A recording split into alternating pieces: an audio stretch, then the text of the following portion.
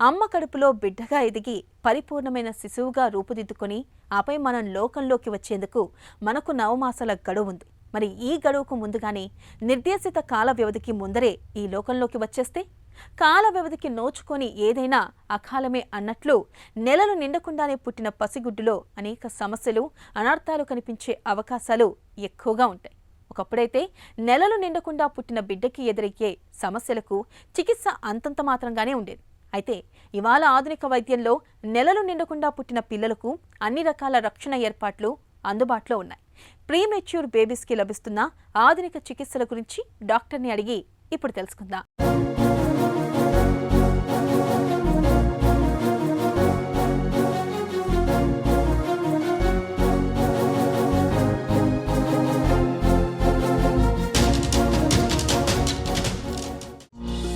నెలలు నిండకుండానే జన్మించిన పిల్లల్లో కనిపించే సమస్యలు ఎలా ఉంటాయి? ప్రీమెచ్యూర్ బేబీస్ అంటే నెలలు నిండకుండా పుట్టిన బేబీస్. వీళ్ళలో పూర్తిగా అవయవాలు పూర్తిగా తయారవ్వవు కాబట్టి, పూర్తి పనితీరులో ఉండవు కాబట్టి రకరకాల సమస్యలు ఉంటాయి. ఉదాహరణకి పాలు సరిగ్గా తీసుకోలేకపోతుంటారు. గుట్టకేసినప్పుడు అదే టైంలో ఊపిరి తీసుకోవడం, రెండు కోఆర్డినేట్ చేసుకోవడం వాళ్ళకి రాకపోవచ్చు. ఇంకొకటి బేబీ ఒంట్లో వేడిని మెయింటైన్ చేయలేకపోవడం వల్ల చల్లగా అయిపోతుంటారు. అలాంటివి జరగచ్చు. అప్పుడప్పుడు ఊపిరి తీసుకోవడం తాత్కాలికంగా ఆపేస్తుంటారు. ఇట్లా రకరకాల ఇబ్బందులు ఉంటుంటాయి. అందులో కొన్ని తీవ్రతను బట్టి ప్రాణాంతకం కూడా అయ్యే అవకాశం ఉంటుంది. నెల తక్కువ పిల్లల్లో మెదడుకు ఆక్సిజన్ అందనప్పుడు చికిత్స ఎలా? కొన్నిసార్లు పుట్టగానే బేబీ సరిగ్గా ఏడవకపోయినా, ఆక్సిజన్ సరిగ్గా అందకపోయినా ఆ టైంలో మెదడు చాలా సెన్సిటివ్ కాబట్టి మెదడులో నరాలు కొన్ని దెబ్బతినే అవకాశం ఉంటుంది.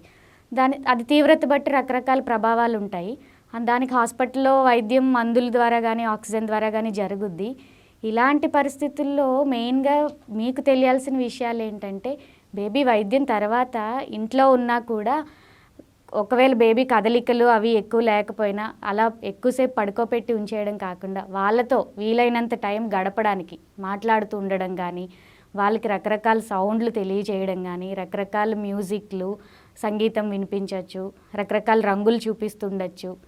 ఇట్లా వివిధ రకాలుగా వాళ్ళు స్టిమ్యులేట్ అవ్వడం ఎర్లీ స్టిమ్యులేషన్ అంటారు దాన్ని. వాళ్ళు మొదటి దశ నుంచే వాళ్ళకి అన్ని నరాలు తేజవంతంగా అయ్యేలాగా, చురుగ్గా పనిచేసేలాగా మనం సాయం చేయొచ్చు. నెల తక్కువ పిల్లల్లో ఊపిరితిత్తుల సమస్యలకు ఎలా చికిత్స చేస్తారు? మొదట మనం మాస్క్ ద్వారా ఆక్సిజన్ అందించడం. ఒకవేళ మరీ ఊపిరి తీసుకునే ఇబ్బంది చాలా ఎక్కువ ఉంది, సరిగ్గా తీసుకోలేకపోతుంది బేబీ అంటే కృత్రిమంగా కూడా ఊపిరి ఇవ్వచ్చు. వెంటిలేటర్ ద్వారా, మెషిన్ ద్వారా బేబీకి ఊపిరి అందిస్తుంటాము. నెల తక్కువ పిల్లల్లో ఇన్ఫెక్షన్స్కి చికిత్స ఎలా ఉంటుంది? జనరల్గా ఇన్ఫెక్షన్కి యాంటీబయాటిక్స్ ట్రీట్మెంట్ ఉంటుంది. ఆ రక్తనాళాల ద్వారా మనం సూది ద్వారా పెట్టి ఇంజెక్షన్స్ ఇవ్వాల్సి వస్తుంది. అది పూర్తి కోర్స్ ఇవ్వకుండా ఒక 2-3 రోజులు కోర్స్ ఇచ్చి బేబీ ఇంప్రూవ్మెంట్ అవుతుంది కదా, బాగానే ఆడుకుంటుంది, పాలు తాగుతుంది అని మనం కోర్స్ అవ్వకుండా ఆపేస్తే కూడా మళ్ళీ కాంప్లికేషన్స్ ఉంటాయి. ఆపకుండా ఇవ్వడం మంచిది. పైగా ఎప్పుడు లక్షణాలు ఉన్నా, అనుమానంగా ఉన్నా మీరు ఇంట్లో నిర్లక్ష్యంగా ఒక 2 రోజులు గమనిద్దాం, తగ్గకపోతే అప్పుడు తీసుకెళ్దాం, అలా అశ్రద్ధ చేయకపోవడం మంచిది. పుట్టు కామెర్లకు చికిత్స ఎలా ఉంటుంది? కామెర్లు అనేవి మీరు తరచూ వింటుంటారు. చంటి పిల్లల్లో కామెర్లు సాధారణంగా ఎక్కువ వస్తుంటాయి. అందులోనూ ఇలా నెలలు నిండకుండా పుట్టిన పిల్లలకి ఇంకా ఎక్కువగా వస్తుంటాయి. వీళ్ళకి వాటికి చికిత్స అంటే హాస్పిటల్లో చికిత్స లైట్ ద్వారా, నీలం రంగు లైట్ పెట్టి ట్రీట్మెంట్ చేస్తాం. ఫోటోథెరపీ అంటారు దాన్ని. బేబీని లైట్ కింద పెడతాము. అదొక రకమైన చికిత్స. ఒకవేళ కామెర్ల తీవ్రత మరీ ఎక్కువగా, ఒక లిమిట్ కన్నా ఎక్కువ ఉంటే కనుక రక్త మార్పిడి చేయాల్సి వస్తుంటుంది. అది చేస్తుంటాము. కామెర్లలో ఒక మంచి విషయం ఏంటంటే చాలా వరకు వాటిని నివారించవచ్చు. మీరు నివారించడానికి చేయాల్సిన పని ఏంటంటే పాలు తక్కువ అవ్వకుండా చూసుకోవాలి. బిడ్డకి తక్కువ పాలు ఇస్తుంటే కూడా కామెర్లు ఎక్కువయ్యే అవకాశం ఉంటుంది. సో మీకు డాక్టర్ చెప్పిన విధంగా పాలు సమానంగా పట్టించడము, తక్కువ అవ్వకుండా చూసుకోవడము, టైం ప్రకారం పట్టించడం, పాలు కరెక్ట్గా పట్టించడం వల్ల 50% కామెర్ల కేసుల్ని మనం నివారించవచ్చు. ఇంకొకటి ఇన్ఫెక్షన్స్ రాకుండా చూసుకోవడం వల్ల కూడా కామెర్లు ఎక్కువ రాకుండా ఉంటాయి బేబీకి. పుట్టుకతోటి గుండెల్లో సమస్యలు ఉన్నప్పుడు వాటికి చికిత్స ఎలా ఉంటుంది? నెలలు నిండకుండా పుట్టడం వల్ల మళ్ళీ వీళ్ళకి గుండె సమస్యలు. కడుపులో ఉన్నప్పుడు అందరికీ చెడు రక్తం మంచి రక్తం కామన్గా కలిసిపోతూ ఉంటుంది. కాకపోతే తల్లి ద్వారా బ్లడ్ సప్లై వస్తుంటుంది కాబట్టి అది ఫిల్టర్ అయిపోతుంది. పుట్టిన తర్వాత ఆ కలిసిపోవడం అనేది ఆగిపోవాలి, ఆ కనెక్షన్ ఆగిపోతుంటుంది.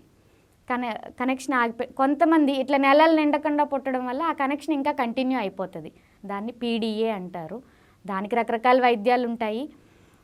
మందుల ద్వారా అవ్వకపోతే చాలాసార్లు ఆపరేషన్ అవసరం కూడా ఉంటుంది.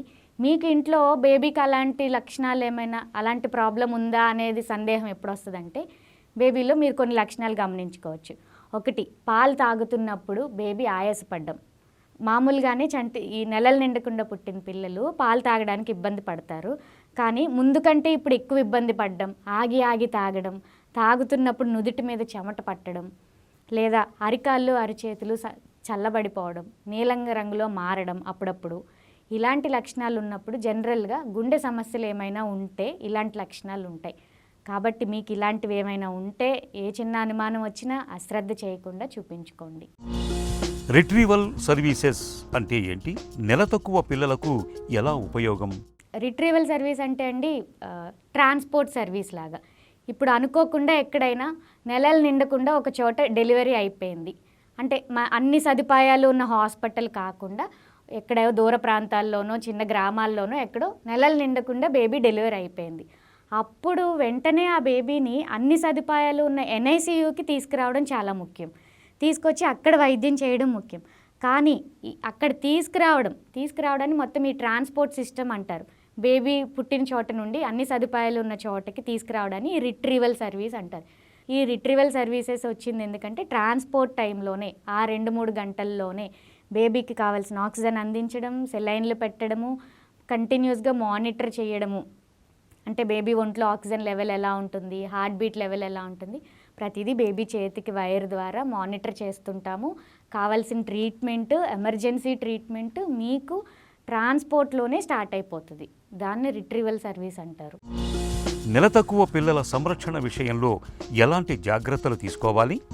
బేబీ పాలు తీసుకోవడానికి ఇబ్బంది పడుతుంది. నెలలు నిండకుండా పుట్టిన బిడ్డ కాబట్టి డైరెక్ట్గా తల్లి దగ్గర నుండి పాలు తాగేంత శక్తి కానీ నరాల కోఆర్డినేషన్ కానీ వాళ్ళకు ఉండదు.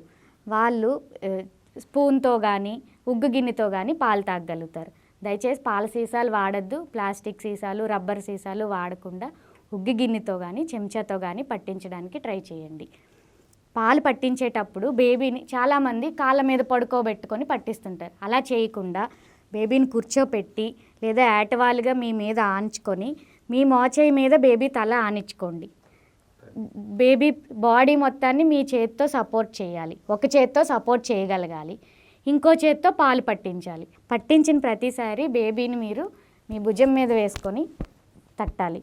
తేనిపు వచ్చే వరకు కనీసం 15 నుండి 20 నిమిషాలు భుజం మీద వేసుకుని ఆ తర్వాత పడుకోబెట్టండి. వెంటనే పడుకోబెట్టకూడదు. ఖచ్చితంగా బేబీకి టోపీ, కాళ్ళకి చేతులకి సాక్స్లు, మిట్టెన్స్ వేయడం, బట్టలు వేయడం, ఎప్పుడు కప్పి ఉంచడం.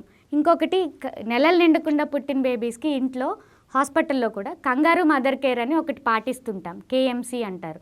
అది మీరు ఇంట్లో కూడా కంటిన్యూ చేయాలి. బేబీ కనీసం 2.5 కేజీలు వచ్చే వరకు కంగారు మదర్ కేర్ అనేది పాటించాలి. నెలలు నిండకుండానే పుట్టిన పిల్లల్లో ఎదురయ్యే సమస్యలకు ఇవాళ ఆధునిక వైద్యంలో అధునాతన ICUలు, అత్యాధునిక ఇంక్యుబేటర్లు, ప్రాణాధారమైన ఆక్సిజన్ను అందించే పరికరాలు, ఇతర రక్షణ ఏర్పాట్లు మనకు అందుబాటులో ఉన్నాయి.